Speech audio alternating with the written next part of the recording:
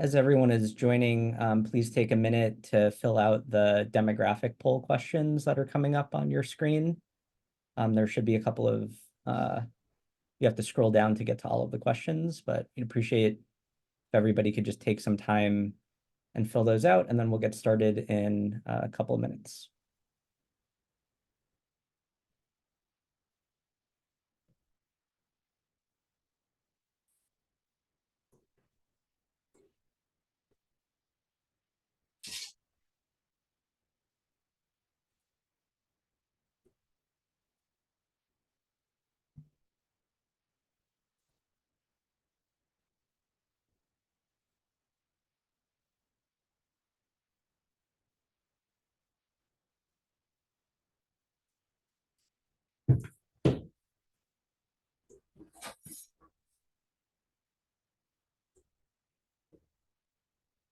And once again, for those of you who are joining, please take a minute to fill out the 3 questions in the demographics poll that should pop up when you logged into the webinar.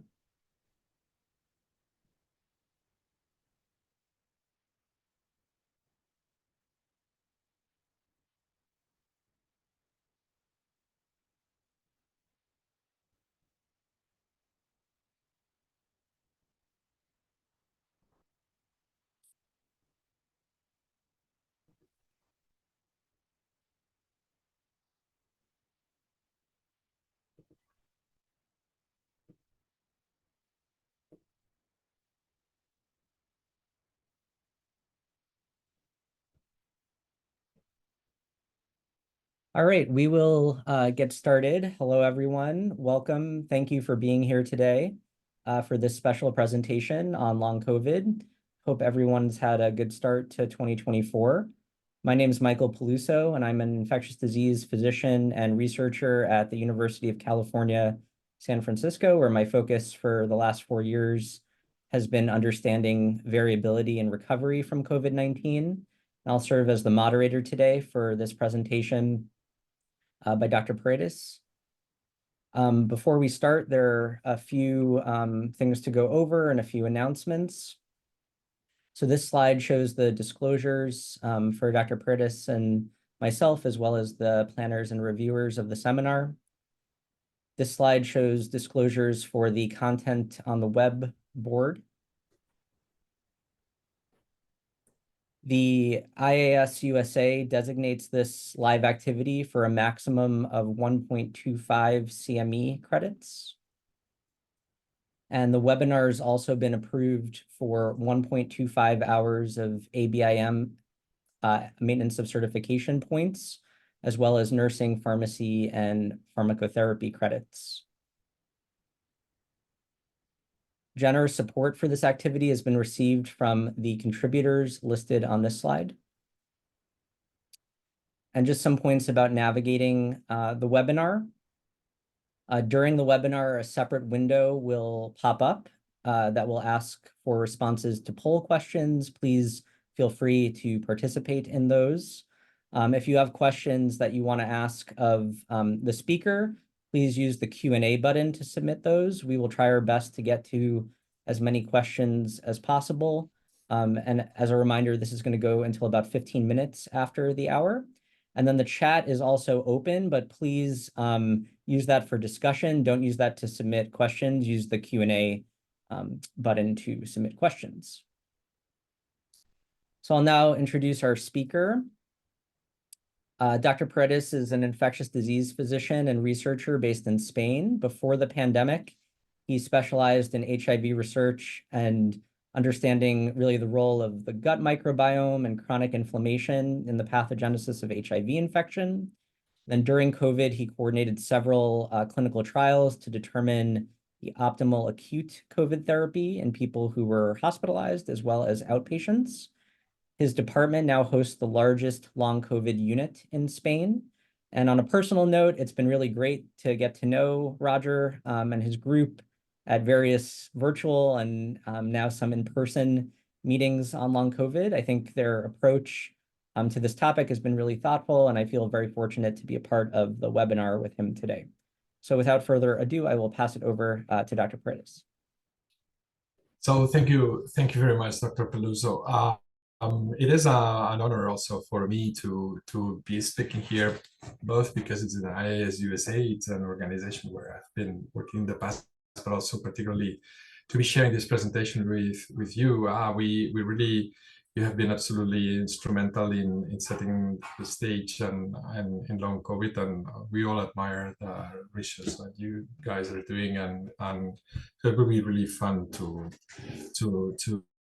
hopefully have a discussion later on the many knowns and unknowns on these interesting but complex syndrome.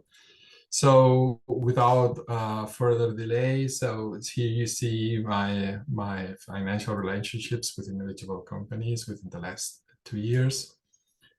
And these are the learning objectives of this presentation. So hopefully on completion of this activity, the audience will be able to describe the important persistent damage to numerous body organs and tissues associated with long COVID.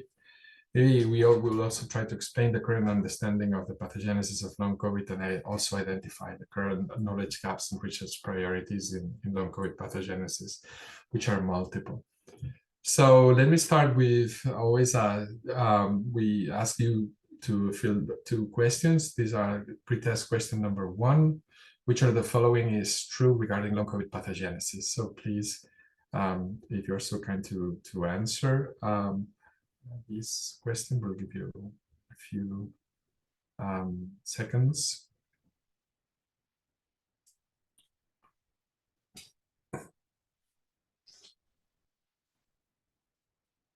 Okay.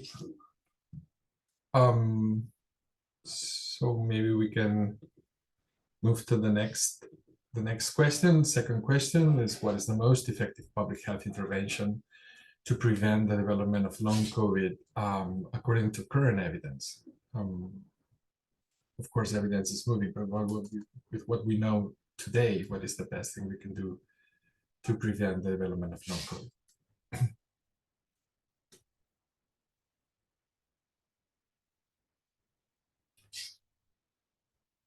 Okay, so thank you very much. We will,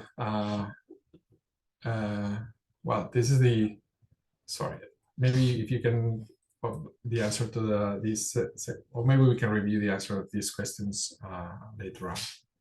So let me start by saying that this early report in 2022 from Tran and colleagues already showed us that long COVID is something that's really here to stay. So on the left-hand side, you can see the percentage of patients reporting a number of different symptoms. The most frequent one is fatigue.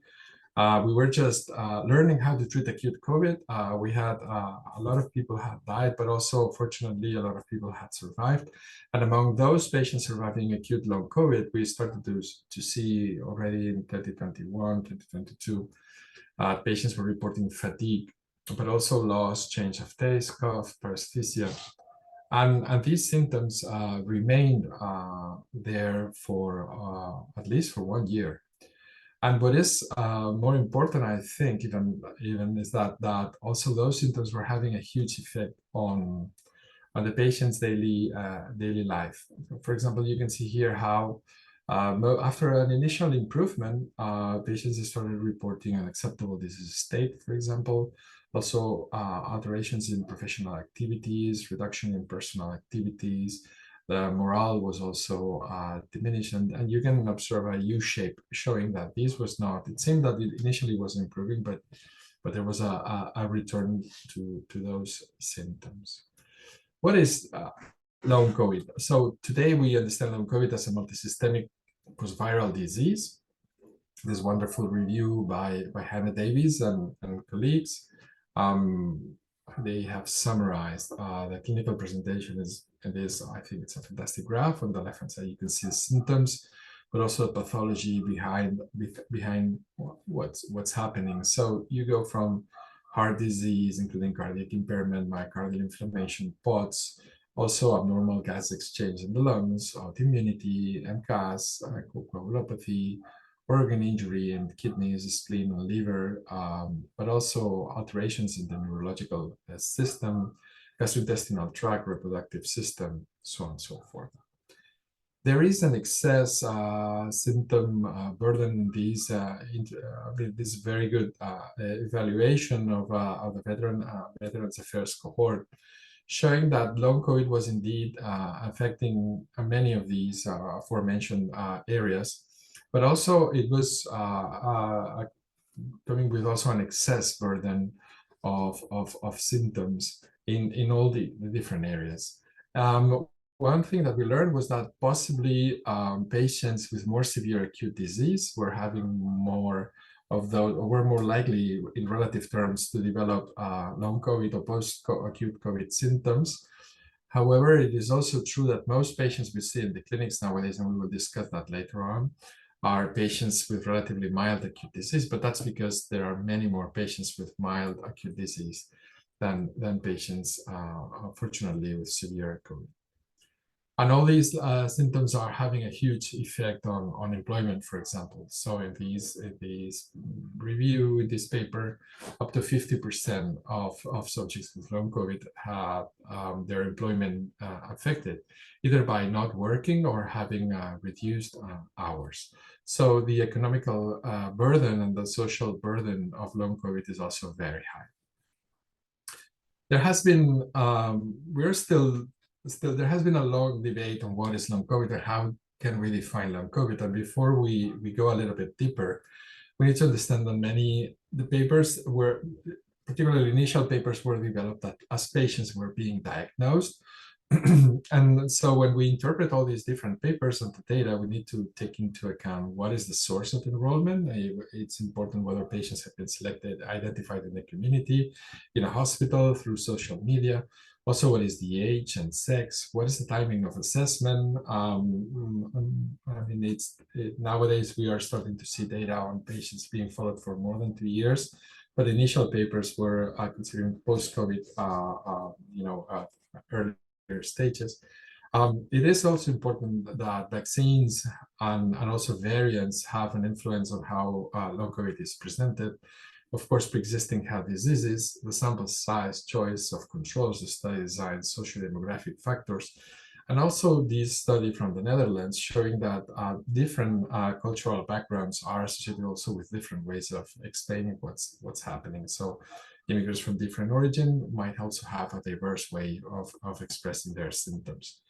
A second problem is that, or a second issue is that there is an overlap between several factors and definitions. I would say, to simplify, the US definition, which is post-acute COVID syndrome, is more comprehensive, but it includes both what we call long COVID, which is a new syndrome, post-viral, even in mild COVID-19, with complex immunopathogenesis that lasts for years, has no cure for so far, and has no biomarkers. But also that overlaps with the post-intensive care syndrome, which is a well-known, well-described syndrome of patients who have been in the ICU, which is a consequence of a direct insult of mechanical ventilation, ECMO, immobilization, shock, and it's also a very severe syndrome, but it tends to slowly recover with possible long-term sequelae. And then in addition, when we analyze the different cohorts, we have some symptoms which tend to improve relatively faster or more likely than others. For example, smell and taste, thirst, anxiety, etc., are symptoms that tend to improve more than, for example, brain fog. And for many of those, there's a clear pathogenesis or highly unspecific, and they tend to eventually resolve. In order to overcome these limitations, the recovery group in the US has performed excellent work, and they proposed post-acute COVID syndrome operational definition, taking into account a number of different symptoms and weighting different symptoms. This is an operational definition that is being defined, and it's still evolving. But also a second aspect that was very important was that they described how patient presentation could be clustered in at least 4 different symptom clusters that you can see here. The first one was characterized essentially by smell and taste alterations. The second one added post-exertional malaise and fatigue, and then the third and fourth one added on top of the previous symptoms, brain fog, dizziness, palpitations, and gastrointestinal problems. In our cohort in Barcelona, led by Lourdes Mateo and her team, we also essentially reproduced. We were able to observe 3 of those clusters, but again, with the idea that these were not completely independent clusters of symptoms, so patients were not completely independently, the presentation was not independent from one cluster to another. Rather, we observed a progressive accumulation of symptoms. So, for example, cluster A had less symptoms and mainly fatigue. Cluster B, on top of fatigue, also reported neurocognitive alterations, dyspnea, and perhaps headache and arthralgia. And cluster C was represented those patients with more symptoms, which added on the previous ones, for example, chest pain, tachycardia, neurosensitive alterations, hair loss, so on and so forth. Also, this is an attempt that we did, and it has been done also by other groups with relatively similar findings of predicting and trying to understand which are the determinants of onset of long COVID. We had 2 models, and the one on the right combines pre-existing conditions plus presenting symptoms. When you combine these two, the area under the curve was pretty good, so with a good prediction of above 93%. And the key aspects in determining the presentation of long COVID were sex. Males were less likely to develop long COVID. Actually, patients with tertiary studies or higher were less likely to develop long COVID in our cohort. And this is interesting. This is something that we don't have a clear explanation. It could be both due to a better reserve in neurocognitive reserve, or maybe a marker of a different socioeconomic strata. But also headache and patients with presenting with tachycardia, fatigue, neurocognitive complaints at acute diagnosis or dyspnea were more likely to develop long COVID. A second question is who recovers from long COVID and what is the overall burden in our clinics. And in our cohort, we observed that only 7.6% of our patients fully recovered over 2 years. There are 2 limitations here. One is that ours is a cohort of it's an outpatient cohort, but in a hospital. And possibly we are biased towards the more severe cases, so that has to be taken into account. Other groups have reported higher chances of higher rates of recovery, and also our evaluation included complete recovery, and possibly we were not able to describe a more finer detail improvement. But the same here, but you can see that smell and taste, for example, or hyporexia presentation were associated with a higher likeliness of recovery, whereas myalgia, dyspnea, tachycardia, neurocognitive disorders at presentation were not. But long COVID takes for long in these population-based cohort in Zurich. What you can see is that most patients continue reporting symptoms up to two years. So this is not, although some patients improve, overall the burden is still there. And also, as you will see later on, if one is infected with an Omicron variant, patients are less likely to develop long COVID. But if unfortunately they do develop long COVID, then the median degree of alteration, systemic alteration, is the same, and the clinical course is the same, but with other variants like with Delta or Alpha. This is data from Denmark. Next question, another question that we evaluated was what happens if we then vaccinate patients. So in these cases, vaccinated patients after they have developed long COVID. In our cohort, essentially, there were no major changes. It is true that some patients got worse, but they were a minimum amount of patients, and they remained the same patients, whereas others improved a little, but for the most part, patients being vaccinated after they got long COVID vaccination did not appear to change their clinical presentation.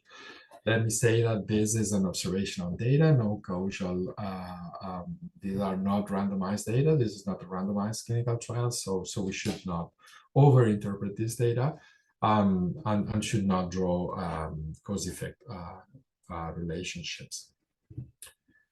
However, what we do know is that, yes, if one gets infected with Omicron, people are less likely to develop long COVID. However, there are so many infections that then in absolute numbers, long COVID continues to be a burden for healthcare systems. What you can see here is that what we can see here also is that previous vaccination is also protecting from long COVID. And here you can see an analysis including all age groups. So for subjects who were received a vaccine more than 3 months before, there was almost more than a 70% reduction in the chance of developing long COVID relative to those who were unvaccinated. And then when one stratifies patients by age, essentially we see the same trends, with possibly slightly higher effect in slightly younger patients. But in other words, what is important is that we cannot decide which variant will infect us, because we are then, this does not depend on us. This depends on the virus evolution. What we can certainly do is to make sure that we are well vaccinated, because if people are vaccinated, they are less likely to develop long COVID.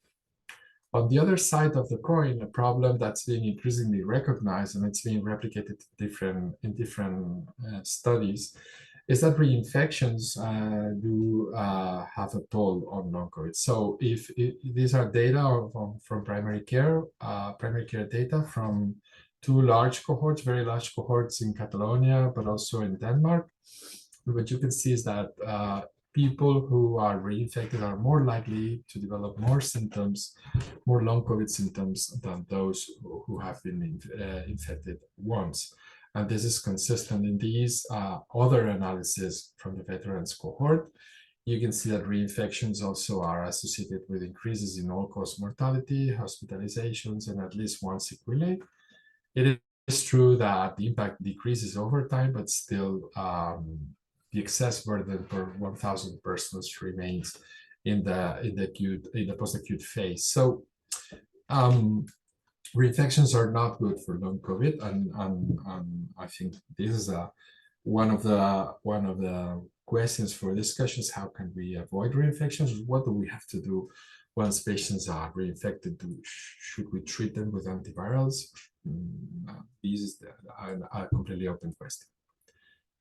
So I think I've convinced you that, well, probably you were already convinced if you're attending this webinar, but long COVID is a serious problem. And now the second thing I want to really highlight is that it is a real disease. It's not something that patients are just making up. And one of our obsessions was and for others, also Dr. Peluso's team and many others around the world, was to also highlight that there's an organic damage. It's truly organic damage. The first summary of data is shown here. I mean, this is an analysis again on the Veterans Affairs by seeing that there's an increase in incident composite cardiovascular outcomes. So patients with long COVID have more cerebrovascular disorders, more dysrhythmia, more inflammatory heart disease. But they also have alterations in cognition, memory disorders, disorders of peripheral nerves, musculoskeletal disorders, sensory disorders, but also increased gastrointestinal outcomes like abdominal pain, diarrhea, vomiting, bloating, acute pancreatitis, functional dyspepsia. And the trends, again, the burden is higher if patients have a more severe acute COVID, but the absolute amount of patients with these symptoms is larger, of course, in patients with more milder disease. This picture it has been shown by others, but this is from our own cohort. We did the first 10 cardiac MRIs in patients who developed persistent chest pain, anginal chest pain. And in summary, you can see here 3 patterns. In 3 out of these 10 first patients, CMR were normal. There were no changes. But in 5 of these patients, we were able to observe supraendocardial ischemia with normal coronary arteries. And the cohort has increased, and the findings continue to be the same. There is a significant fraction of patients with long COVID who are young people, usually women, young women without a lot of major pre-existing cardiovascular factors, who actually develop general chest pain, and then they have supraendocardial ischemia. Up to 20% of our patients also can develop inappropriate sinus tachycardia or POTS syndrome. And this is something that's also clear, it's organic, and it can be found and can be detected. A third aspect that we observe in our cohort is that these initial proof of concept studies led by Gemma in our unit, also patients with post-COVID condition are more likely to have vagus nerve alterations or symptoms that could be explained by vagus nerve alterations in comparison with those who are recovered or uninfected. Okay, so this is a real disease with organic damage. We could go on and on. There's many more papers showing similar effects. Which are the mechanisms? What is the pathogenesis of these? And the answer is we know a lot. We need to know a lot more still, but there are very clear findings, and now I think that the different groups, and Dr. Peluso particularly, and also others, are connecting those dots. We know that at least there are five mechanisms. So one is immune dysregulation. A second one is microbiota dysbiosis. Third one is autoimmunity and immune priming. Blood clotting and endothelial abnormalities are a fourth mechanism, and also dysfunctional neurological signaling. I will go on. I will dig deeper in the different mechanisms in the following slides. One first finding that became very important and has been confirmed is that actually there is persistent antigenemia. So people who are infected with SARS-CoV-2 do show, when we look in the tissues, in their tissues, we are able to find still SARS-CoV-2 antigens, a spike antigen in their tissues. And first, these tissues we can find those antigens for a long time, and this is the first study showing up to 230 days in autopsies. But also the second aspect is that we can find SARS-CoV-2 in almost every tissue in the body. So you can find it in thyroid, esophagus, spleen, in the appendix, and the adrenal glands, ovary, testes, endometrium. Because the ACE2 receptor is really widespread throughout the body, and it's not only the lungs. It's also, of course, the lungs are very important, but also SARS-CoV-2 reaches many different tissues. And this very nice paper by Zollner and colleagues shows that, for example, SARS-CoV-2 can reach the gut. It can be found in duodenum, ileum, and colon, so in the 3 different regions, up to 7 months. These data have been confirmed with longer follow-up. And what is very interesting also was that detection of mucosal SARS-CoV-2 RNA was indeed closely associated with symptoms of long COVID, with fatigue, memory issues, loss of smell, abdominal pain, so on and so forth. It is important paper by Dr. Peluso's group at the Cambridge group and in San Francisco, which is now a preprint, but I'm pretty sure it will be published very soon because it's a very nice paper. They use molecular imaging, identifying tissue-based T-cell activation in different tissues for up to 2 years. And you can see here the nuclear imaging on the left-hand side. And for example, here in the lower left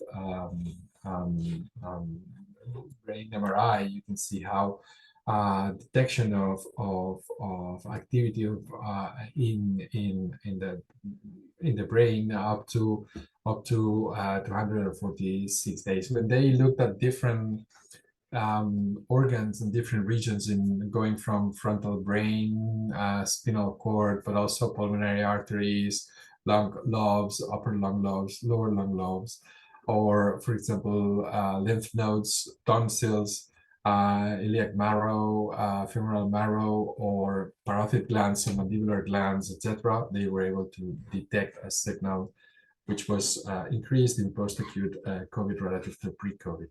And also these signals were confirmed with biopsies. What is also important is that in these other papers that these spike remains in tissues, and yes, spike is there, but it also is able to influence the evolution of immunity. And in this case, for example, you can see evolution of antibody immunity to SARS-CoV-2 with changes in the antibody repertoires over time, and also an increase in hypermutation, for example, in both VH and VL regions, and reductions in clonality over time. So it is very likely that that virus that is persisting is also influencing the immune system and how our immune system both recognizes and reacts to the presence of antigens. Really seminal, the first and seminal paper by Swank and colleagues showed they analyzed 63 adults, including subjects with acute COVID without PAX, and 31 subjects with PAX. And what they could find was that they were able to detect SARS-CoV-2 spike for up to almost 1 year in individuals with PASC. It was interesting that antigen detection was more frequent if there was ongoing cardiovascular, systemic, head, eye, ear, nose, throat, and musculoskeletal symptoms, and also if there were acute gastrointestinal neuropsychiatric symptoms. And the greater the number of organs systems involved, the more likely they were to find persistent circulating SARS-CoV-2 spike. And in these patients, there were no differences in many immune markers. Dr. Peluso has this very, I think, interesting and important paper, which is now in a preprint, where their group analyzed 250 pre-pandemic samples and 171 pandemic samples, followed for up to 14 months. And what they were able to show, and maybe Dr. Peluso can comment on that, what we discuss later on, was that there was detection. They could detect any SARS-CoV-2 antigen, up to 14 months in a significant proportion of patients. If I am not wrong, I think that this data does not discriminate post-acute COVID syndrome patients from non-post-acute COVID syndrome patients. But the point of this paper is that actually SARS-CoV-2 infection generates persistence of SARS-CoV-2 antigenemia. And in the coming months, we will, I'm sure there will be more details telling us whether detection of SARS-CoV-2 spike is more frequent in patients with post-acute COVID syndrome than those without. This is important also because we need a biomarker, and this is another area where we can discuss later on. We need biomarkers and SARS-CoV-2, and then plasma antigenemia would be a good biomarker because it's really easy it's relatively easy to obtain. It's non-invasive, and it could be a good biomarker. The jury is still out to whether we could use that to identify post-acute COVID-16 patients. In terms of immunity, also there has been a lot of several groups have analyzed different aspects of the immune response against SARS-CoV-2 and post-acute COVID-19 patients. And on one hand, there have been cellular markers that have been associated with PAX. Here, there were these very large tour de force by Klein and colleagues from Dr. Iwasaki's group. They found increases in non-conventional monocytes, activated and double negative B cells, and CD4 and CD8 exhaustion, but also an intracellular production of IL-2, IL-4, IL-6, and decrease in DC1s and central memory T cell subsets. In terms of soluble markers, also there has been a constant, consistent detection of reductions in LMTS13, but also higher IL-8, CCL4, CCL23, galectin, IL-6, TGF-beta1, CCL20, also shown by this group. Now, recently published, I think it was published last week, actually, in Nature Immunology. Dr. Yin and also Dr. Peluso and their team also did another tour de force, and they used a multiomics approach to evaluate T cell responses in patients with PAX and non-PAX, and they were able to see that individuals with long COVID, first they have perturbed CD4 T cell phenotypes with higher proportions of central memory CD4s, follicular helper cells, and Tregs. They also express preferentially homing receptors associated with migration to inflamed tissues and exhaustion markers PD-1 and CTL4. So exhaustion is also something that appears often. And what is interesting, and you can see it here in the graphs below, is also that humoral and cellular immunity seem to be discoordinated. So you can see here, for example, how RBD antibody levels do not increase at the same pace or with the same ratio as CD8 T cells, for example, or CD4 T cells. Another important aspect that has been recognized since early in the post-COVID description is the role of autoimmunity. So we know that SARS-CoV-2, and particularly spike, is highly autoimmune, is able to generate autoimmune reactions. And the issue is that autoimmunity is certainly there. We can detect autoimmune reactions in people with long COVID. However, the problem as a clinician, and that might be also debatable, is that it's going to be hard for us to really come up with a test that can also help us discriminate between long COVID and non-long COVID patients, essentially because autoimmune reactions can be against many different antigens in the body. So, and they could be affecting, they could go from antigens in the blood or antigens in muscles in different immune systems. And you can see here summarized in these plot on the right hand side that looks like a sky at night. Another important aspect is the herpes virus reactivation. So it's reactivation of certain herpes viruses, particularly EBV and CMV. This has been also recognized in people with long COVID, and this is something that's being investigated more and more.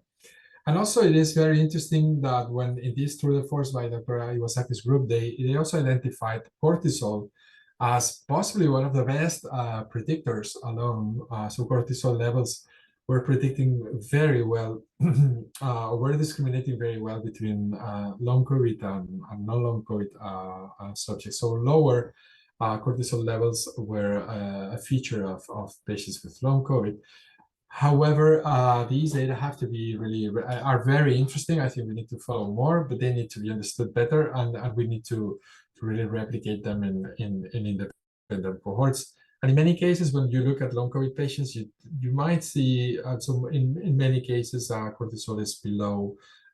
It's already within the normal range. So this needs further thought, but we think that's very important area. Actually, in this model, cortisol was the single best predictor of long COVID. Then Another aspect is systemic endotheliopathy. So what happens is that COVID-19 induces inflammation. This leads to direct endothelial, including direct endothelial infection. There's a massive von Willebrand factor release with excessive high molecular weight of these factors. This leads to microthrombosis and the dimer release. This creates chronic hypoxemia. This is a natural response to also immune thrombosis. Is actually a natural response that helps allocate infections, but it also when it's left chronically, it creates problems with oxygenation in tissues and can actually lead to necrosis and also even to intussusceptive angiogenesis, which is shown here. When one looks at the also markers of endotheliopathy, it is also studies consistently show that not in every long COVID patient, but in long COVID subjects, more likely than in controls, that there are prothrombotic changes in shorter lag times in thrombin generation assays and increased endogenous thrombin potential, increased peak thrombin, and also elevated endothelial cell activation biomarkers, elevated plasma soluble thrombin levels. And also using sublingual video microscopy, one can see that there's also persistent capillary reinfection, like in this study published in Antigenemia, where long COVID also have more long COVID subjects have capillary reinfection more than healthy controls. Vascular damage and also inflammation and immune dysregulation can also lead to central nervous system problems, either because, as I said, because of neuroinflammation, but also because of neural and glial dysregulation and neural circuit dysfunction. All this leads to cognitive impairment. And this is another area that's increasingly being recognized. It's already well recognized, and it's increasingly being understood. Just some examples here to show you that in 12 non-human primates, Rutkay and colleagues were able to show, for example, evidence of neuroinflammation, evidence of neuronal pathology and cell death, shown here, and microhemorrhage. So neuroinflammation, microhemorrhage is brain hypoxia neuropathology consistent with hypoxic ischemic injury in SARS-CoV-2-infected non-human primates, including evidence of neurodegeneration and apoptosis. And one final aspect, there are many more, but one final aspect that's also very, very interesting and important to know is that even the SARS-CoV-2 main protease is able to mediate directly microvascular brain pathology. And this was shown in this paper published in Nature Neuroscience, where through an F-kappa beta and mechanisms, the virus protease can actually mediate string vessel length, but also and create these micro or filaments in the brain, shown here in arrows. And this can be, so even the virus itself is creating a direct insult to the brain cells.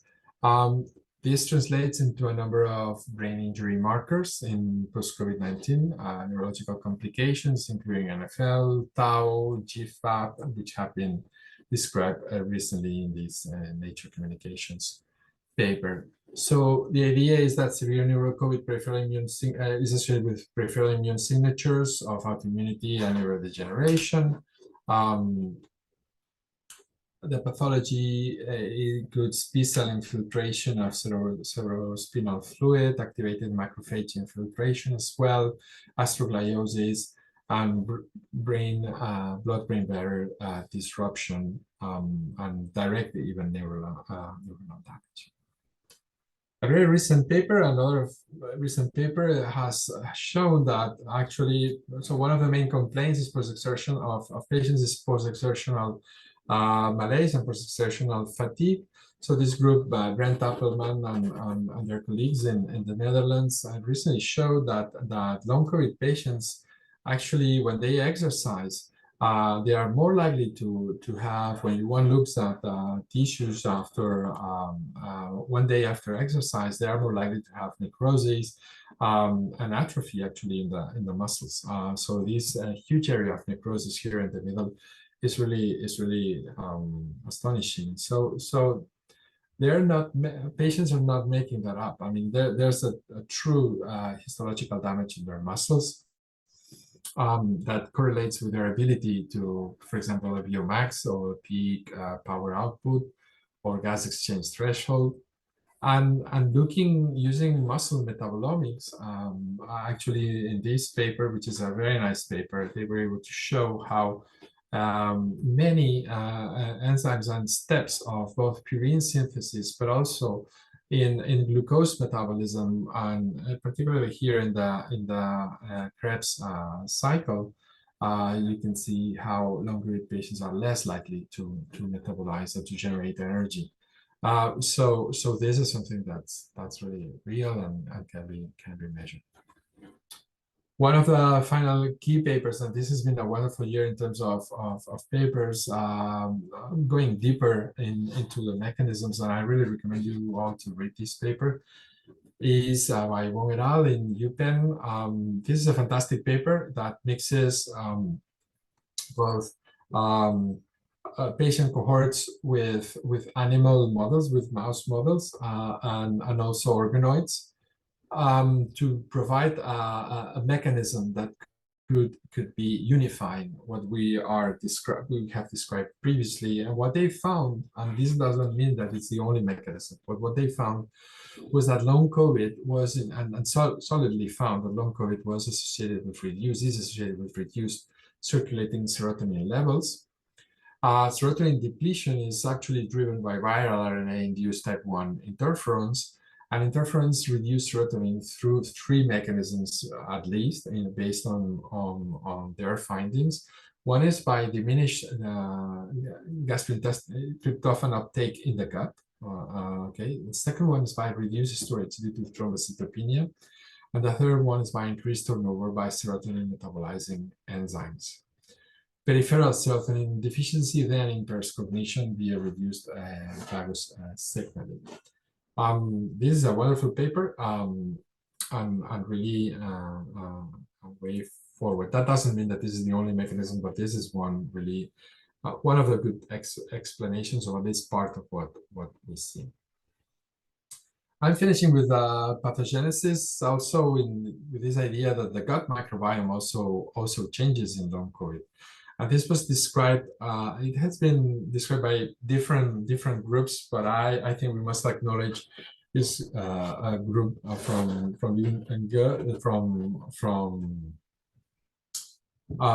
well, it's Chinese group from Hong Kong, and essentially what they showed in 2022 was that COVID, but also in people with post-acute COVID. And in one first paper, they showed how these changed up to 6 months of follow-up. In a second paper published in Gut in 2022, they showed that PAGs and gut dysbiosis actually linger more than 1 year after SARS-CoV-2 clearance. So there are clear alterations or changes in the gut microbiome composition, and the way they frame what's going on is that, as I said, acute COVID-19 does change the microbiome, and there are many. It's not really surprising because actually enterocytes are one of the most susceptible cells to become infected by SARS-CoV-2. This microbiome goes through some adaptation phase, but then it started post-acute COVID-19 is associated with a number of enriched bacteria like Ruminococcus navus, Clostridium inoculum, Erysipelas ramosum, and also depleted a number of other depleted bacteria like Faecalibacterium prausnitzii, which is one of the, or Roseburia hominis, and these are anti-inflammatory bugs that are depleted in people with post-acute COVID-19.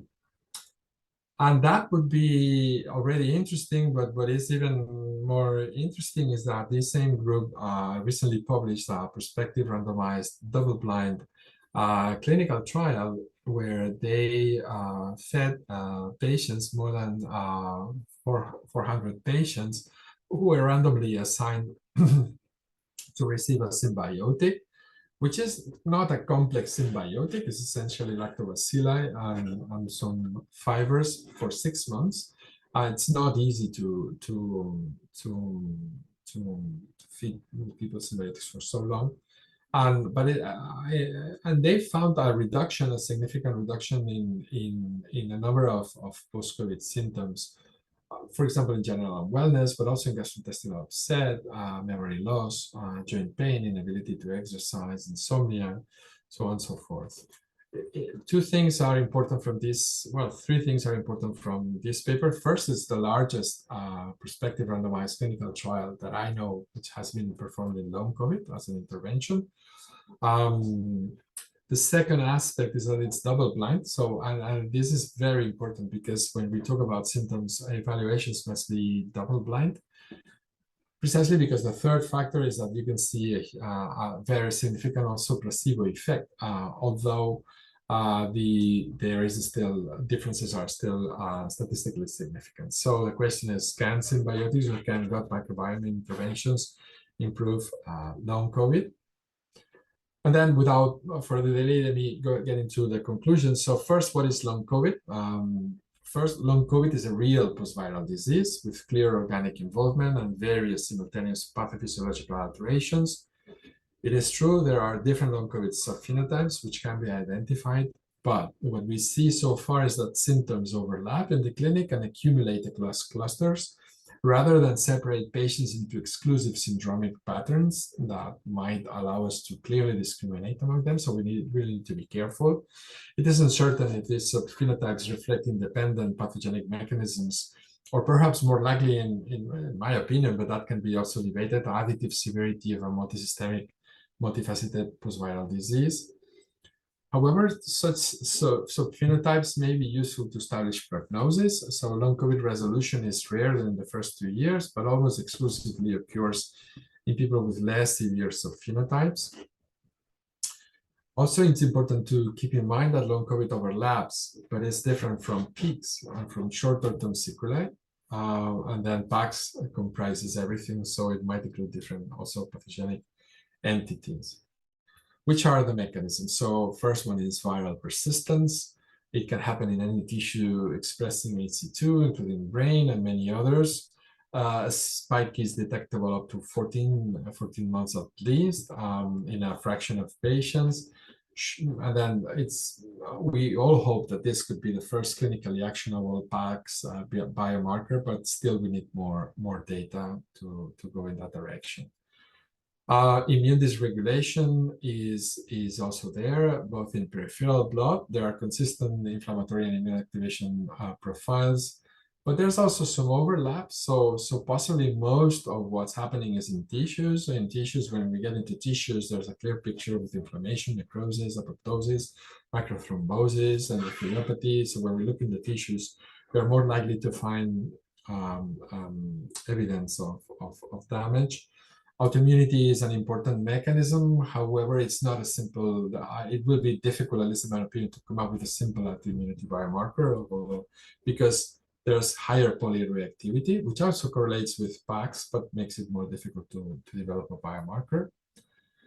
I think we need to learn more about the role of cortisolemia in long COVID. Is this a reflection of adrenal syndrome or not? It requires certainly validation. Endotheliopathy is there. It's systemic, it's persistent, and even it can happen due to systemic inflammation, but also due to direct SARS-CoV-2 effects. Serotonin imbalance is, I would say, one of the first unifying theories that really merits more thought and analysis. Gut dysbiosis is also there. It is quite evident. It's consistent. And first randomized clinical trial, which is the largest one in PAX, has shown that maybe we could improve, at least in part, some of the symptoms by modifying the gut microbiome. And as Gemma has shown, there's a vagus nerve dysfunction that can also explain many things. So we have learned an amazing a lot of information in the last 2 years. So since Dr. Peluso started doing his research 4 years ago, and maybe me 3 years ago, and Luis Mateo and everyone, but we really need to do more, and we really need to cure these patients. And this is not going to be easy, but we should not be deterred from doing that for many reasons. Just because at the individual level, this is a highly disabling disease, but then on a societal level, and it is two opinion pieces, one by Lisa McCorkle and Dr. Peluso, and then the other one, an editorial from the Lancet Infectious Diseases. So people with long COVID might become at least 200 million people. There are at least 65 million at the end of last year. I'm sure there are already more than 100 million people in the world, with particular attention in underdeveloped, so in resource poor countries, where the disease could be missed, and also in European healthcare systems. We're still in Europe. I work in Europe, so I know less about the US, but I have the suspicion that something similar in the US. But here in Europe, our healthcare systems do not really know how to face this syndrome. There are differences. I think that Germany is having a quite, I would say, a clearer approach, but you can see not a lot of they don't put a lot of money, they don't put a lot of resources, and it might well be that in 10 years long COVID the number of people with long COVID could approach the number of those with currently have heart disease. So it's really a lot of people. So thank you for listening, and let me finish with trying to answer these questions again. So based on what you've learned, and hopefully you like that. So which of the following is true regarding long COVID pathogenesis? So I'll give you some time to answer until we see the results.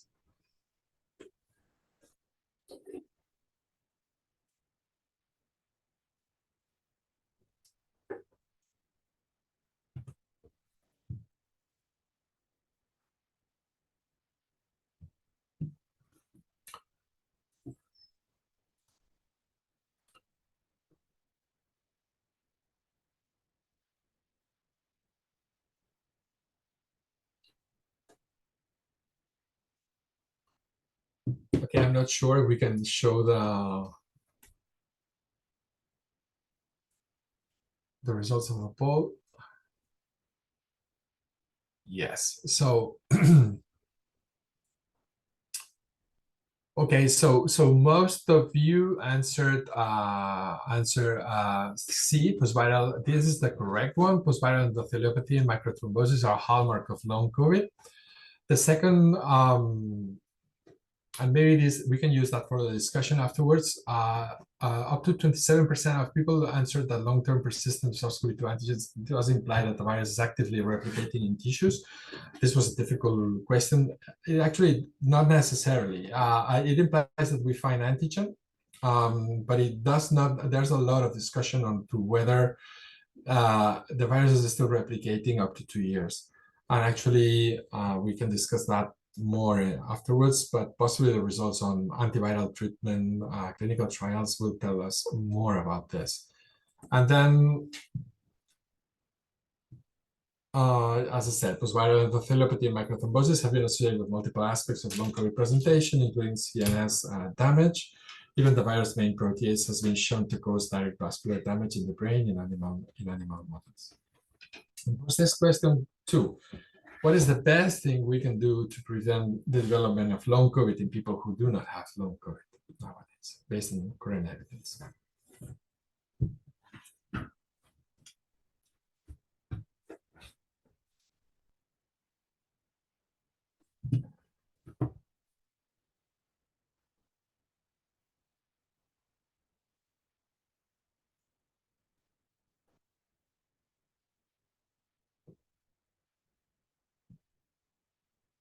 Yes, so that's a very good answer.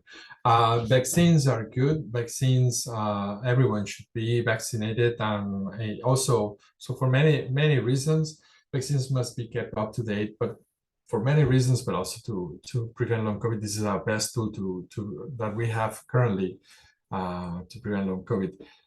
There will be research, I'm sure, in the role of early antiviral treatment. Some people think that initiating antivirals very early might also reduce the effect of reinfections, but still there's no strong data on that.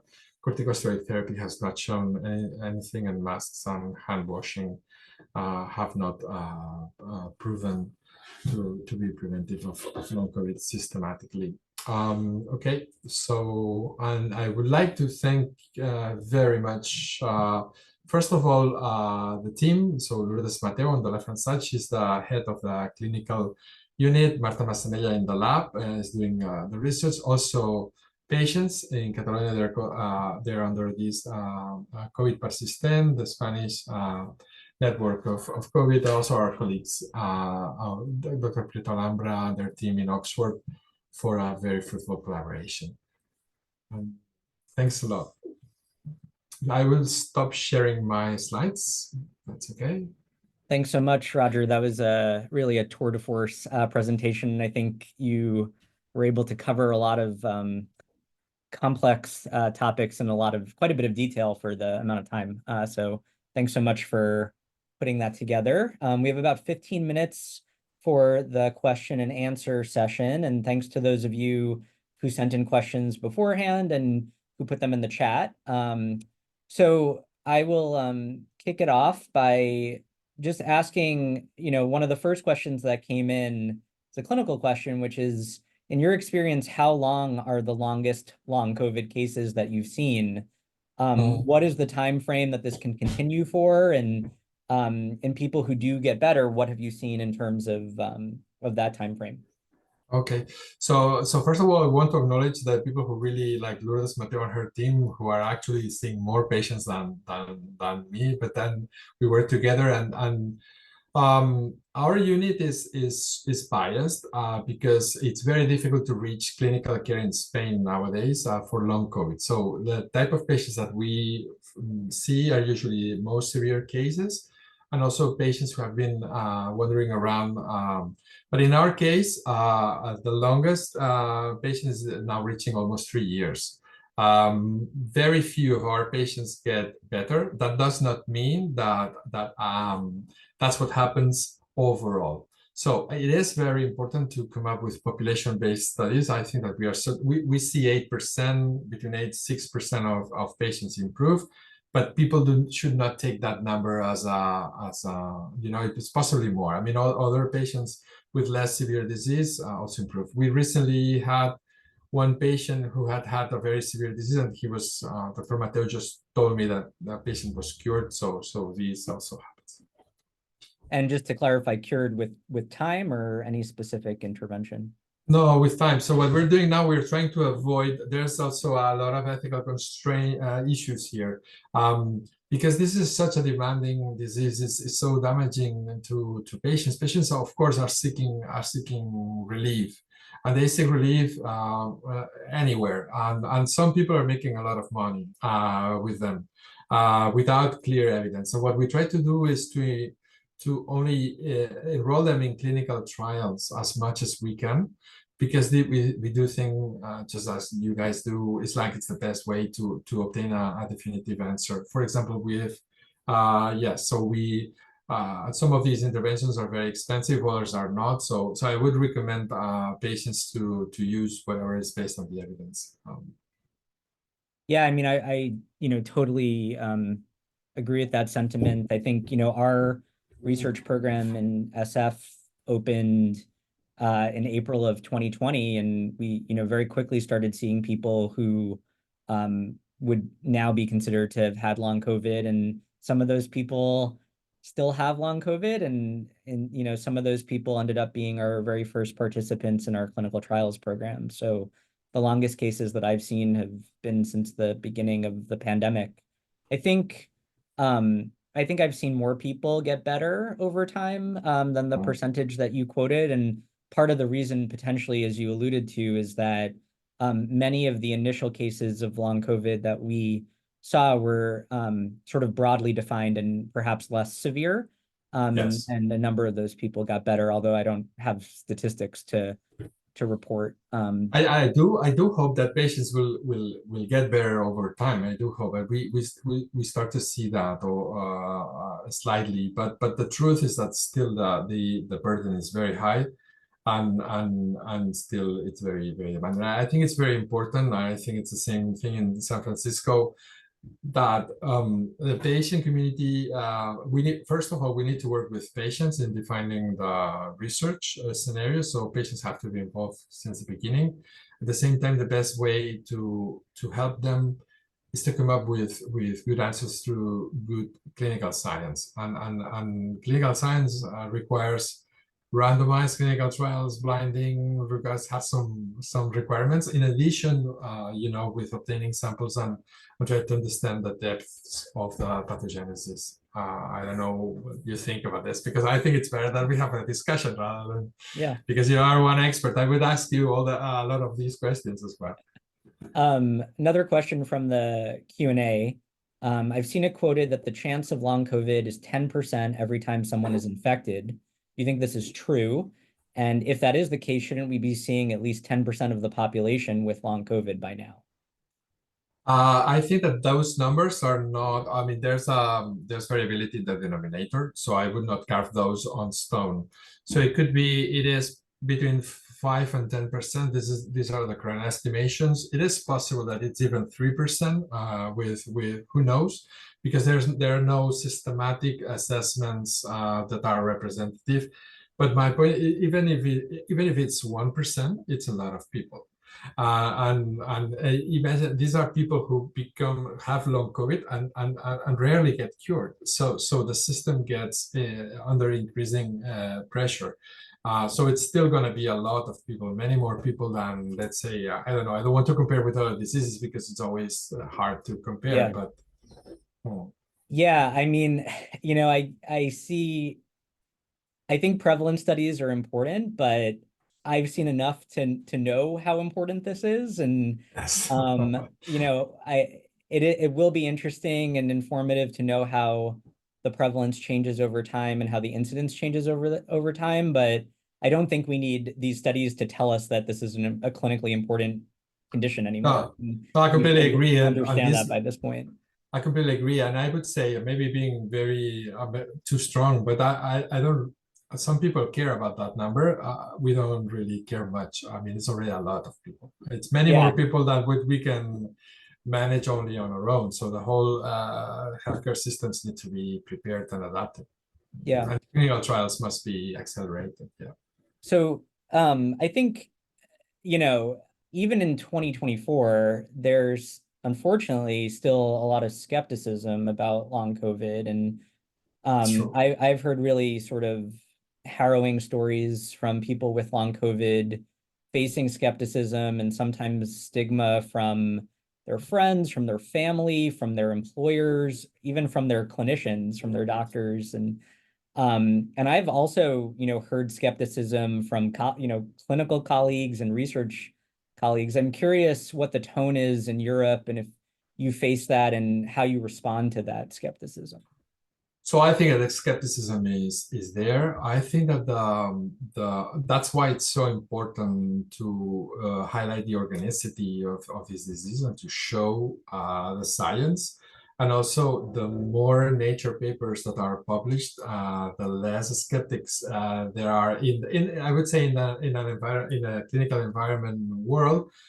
It is true that we've heard, for example, from some of the top clinicians in Spain. I will not give you more details. I'll give the others more details, saying, okay, you just should put them on antidepressants, and that had nothing related with the serotonin data.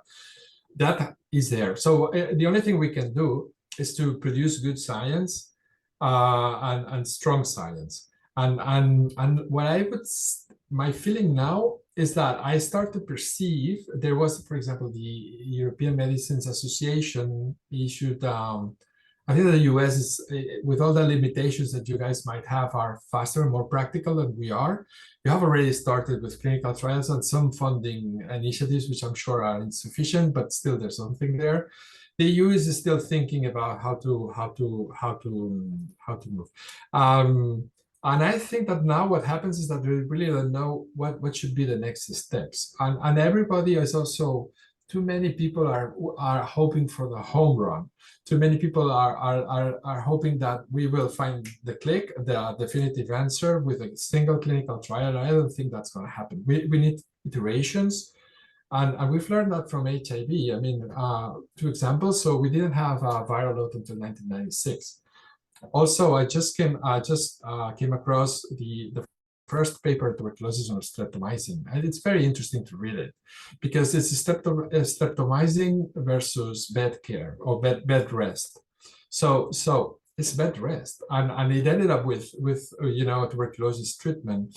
So there will be cures, and we need to think it won't be happening right now, and not because of a single trial, but if there's more funding, I think that the skepticism will decrease. Yeah, my biggest worry with clinical trials are still quite early, and yes, in many cases are still quite small and likely not powered to detect anything but a home run. And, as someone who's running clinical trials, I think the strategy that I've taken is to counsel all of the potential participants up front that it would be great if we hit a home run, but this is a process by which we learn and iterate. And even if we don't detect a statistical difference in some of these clinical trials up front, we could find a signal in a certain subgroup or identify certain characteristics of participants who are likely to benefit from an intervention. And to me, that would also be a successful outcome in a clinical trial. But I worry that when some of these trials start to report out, if the top line message is anything but a home run, people are going to try to say, oh, it was a failure. Yeah. So I'm trying to sort of prepare everyone that the interpretation of these studies is going to need to be more sort of nuanced than that. But like you said, it's great that things are. No, I completely agree. Also, it's very Up. important that what we learn from, for example, hydroxychloroquine. I mean, some of these interventions might actually be harmful, and then with smaller clinical trials, we can see that. So these iterations need to happen as fast as we can, and so it is very clear that with the right amount of funding and the right structures and the right rigor, I'm very sure it is amazing how much we have learned in 2 years. It's not enough for patients, unfortunately, right now, but there's only one way. Yeah, I completely agree. And Catherine in the chat just pointed out that in HIV vaccinology, they've been trying to deal with nuanced messaging around clinical trial results for Yes. some decades now, which I think is absolutely true. Absolutely true. So this is an IAS-USA event, so just talking a little bit about HIV. You sort of alluded to people with long COVID are experimenting with various treatments to try to feel better. And, and some people have compared this to the early 90s for HIV, although not everybody favors that comparison. Yes. What's your advice to patients who are taking the approach of trying different things? My advice would be first of all, I think we need to be with them. I mean, we need to be, we need to understand. These are people who have a high degree of alteration, so their lives have changed. It is normal that one listens to everything. It's like when we did during the early days of the pandemic, we were receiving messages through WhatsApp and through, and we were just wanting to believe that we had a cure. So my advice would be seek a good clinical site, engage in clinical trials. It is very important both for you and for the other people. It's the fastest way of achieving a conclusion. And then if you have to try something, make sure it's not harmful. Make sure it's not risky. I don't know what else could I tell them. Yeah. No, I mean, I think that point is so important because I think we have to meet people where they're at in terms of people, feeling the need to move faster than the clinical science is often moving to try to get better. And I think we also sort of learn from the lived experience of people who are sharing their stories and their experience with some of these treatments. But what I always advise people is that it's really important to try to find a clinician who can work with you. And we've seen in our long COVID clinic at UCSF some people on combinations of things that are frankly harmful and dangerous. And that sort of medication review is one of the most important things that the clinicians here, I think, Yeah, I completely agree. try to do. Also because sometimes some long COVID symptoms might be because of another disease. So you really need to do the correct checkups, not just assume it's long COVID. And just, I don't know. And then one other thing we can learn also from the HIV times is that patient advocacy was very important. So patients played a huge role in putting, the necessary energy into the decision makers, so that the right amount of resources were actually allocated. And I have the feeling, at least in Europe, that some of the decision makers would like these to just pass and just go back to 2019 and say, okay, fine, this is going to be, they will get better and not do anything. And they are a little bit reluctant because, of course, they have to invest resources and the patients can help a lot on that. What is the bandwidth of the health system in Spain to manage patients with long COVID? Are you guys keeping up, or is the need far more than the capacity? No, the need is more than the capacity that we have now. I think that there's a huge heterogeneity. If you ask patients, unfortunately, and I say that unfortunately, we are one of the relatively few long COVID units in Spain, and we don't want to be the unique. We want to be the largest. We don't want to be necessarily the best. Of course, we want to do things correctly, but we just hope that there will be more units in the primary care and in many other places in the world. Ours is a public health care system. I would think that there might be some I might be seeing some movement, but still there's a lot of uncertainty in decision makers. We need more, much more. Yeah. I think here in the US, the capacity is nowhere near the need. I get dozens of emails every day from people looking for just sort of navigation to care. I think it was interesting because so there has been progress in the last year. AHRQ in the US is now funding some dedicated long COVID clinics, and I think that there's hope that effort will expand, but I really think it needs to be scaled up more than the 9 or 10 clinics that are currently going to be supported by that. I think when we were launching our clinical trials program here in San Francisco, which really can only enroll people who are in our geographic area, there was concern by some of the outsiders, regulators and stuff, that it would be feasible to enroll these trials. And if nothing else, I think what the first round of clinical trials has demonstrated is that there's a huge need, huge interest and willingness to participate, and people really willing to kind of give of their time and energy to take part in these trials that are randomized, and there's not a guarantee they'll be in the treatment arm. For our first clinical trial, which only had 30 spots, we had a wait list of 300 people.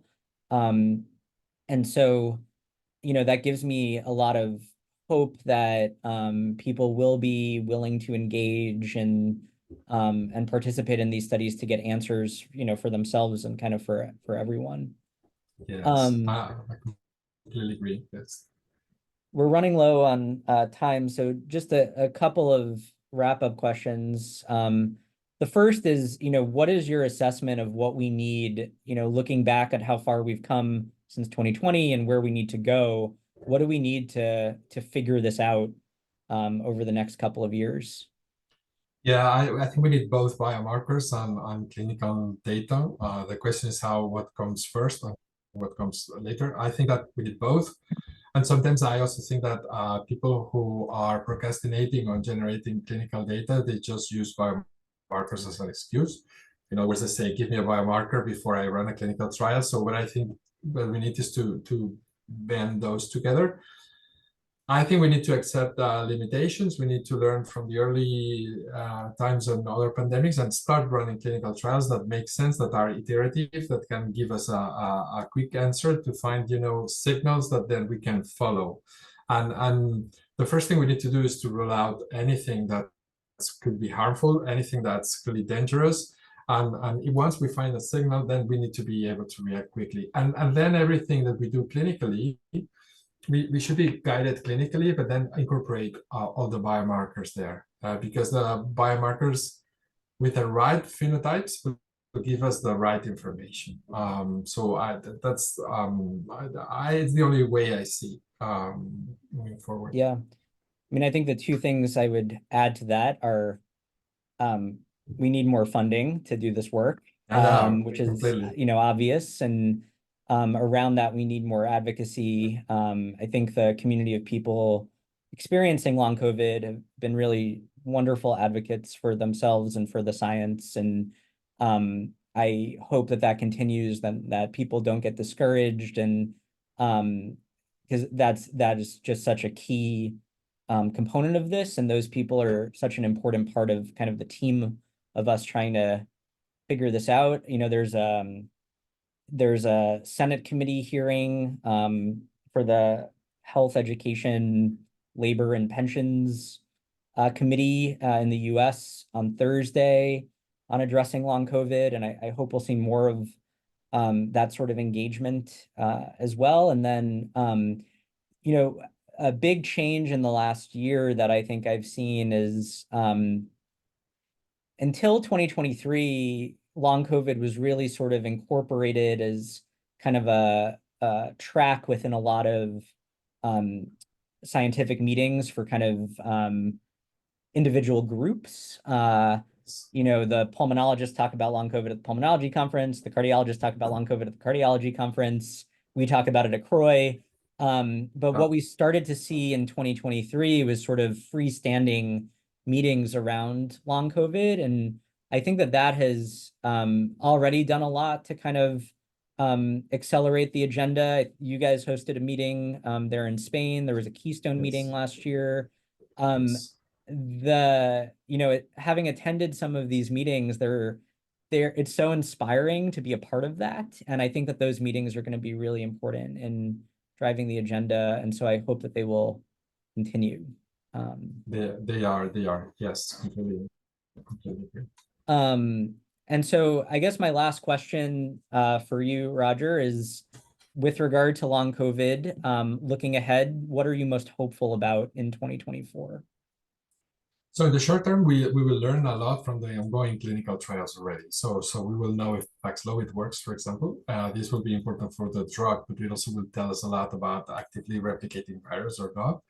We will learn, hopefully, also about different monoclonal antibody treatments, like you guys are involved and others. So we will learn a lot about the role of virus persistence, and this will tell us a lot of information. In a slightly longer term, I'm completely convinced that we will sort this out. We are going through, we're repeating the story that has happened in the past with other diseases. And when one needs to think about, just going back to this first streptomycin paper in tuberculosis, there was a time when the only thing you could do for tuberculosis was to bed rest. And that had been, and science has led the way. And we just need to see in the chat, what are we doing, to inform other clinicians? I guess you and I doing it. So work the hell out. It's like, just produce the best papers we can produce, the best science we can produce, convince with science, with data, and try to engage as many people as we can.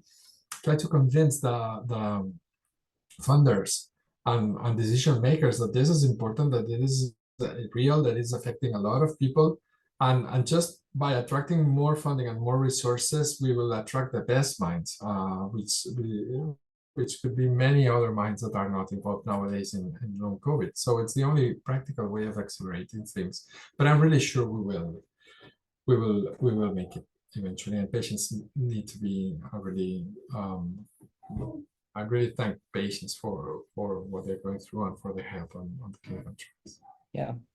Yeah, I sort of share that hope that we can keep up and build upon the momentum the last couple of years to get answers for the patients who are experiencing this and get them back to health. I think we're out of time. Thanks for those of you who stayed a few minutes late to listen to the discussion. These are some wrap-up slides. You can provide feedback on the course and the evaluation that you receive. There are some upcoming events and other things to be aware of. The first is this cool podcast led by Mike Sag called Going Antiviral, and it's going to feature Tony Fauci. Here's another slide of that. I'm going to check it out. That's neat. I'm excited about it. There are some upcoming webinars. The final part of the substance use disorder webinar is coming up on January 24th, which I believe is next Wednesday.